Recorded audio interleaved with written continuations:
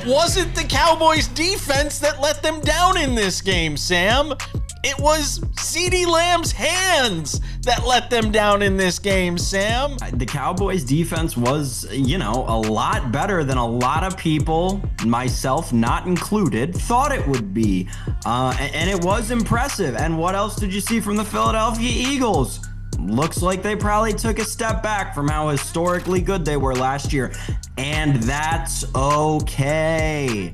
Jalen Hurts, I tweeted it during the game last night. The MVP conversation may be opened. And I know people are talking about the passing and whatever.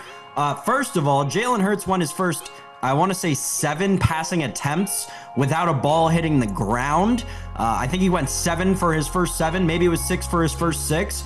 And I mean, you saw what the guy can do with his legs. Not only numbers-wise, but you watch the tape, the way the guy can maneuver about the pocket.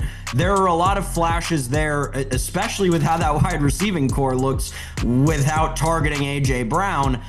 It looks a lot like it could be a Bills-esque offense, as the Bills were last year, and it could perpend to the media about all the teams he wants to play for. Reading books, yeah. Other than that, Jason, the lightning delay was stupid. I'm kind of glad I fell asleep during it because there wasn't very much that happened after. Yeah, those are my takeaway. Great start to the season, though.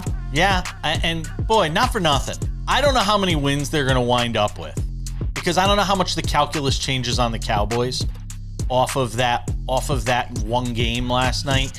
Again, with no Jalen Carter. They lost that game on a night where they should have won. I mean, that's one at the end of the year. If the Cowboys miss the playoffs by a game, you will look back at week 1 and say, that's a game we should win with no Jalen Carter on the field. That's a game we should figure out a way to win. Ball in our quarterback's hands late in the game. And say this, Dak played well. And it's another one of those reminders that when Dak Prescott is healthy, he is still one of the top quarterbacks in this game.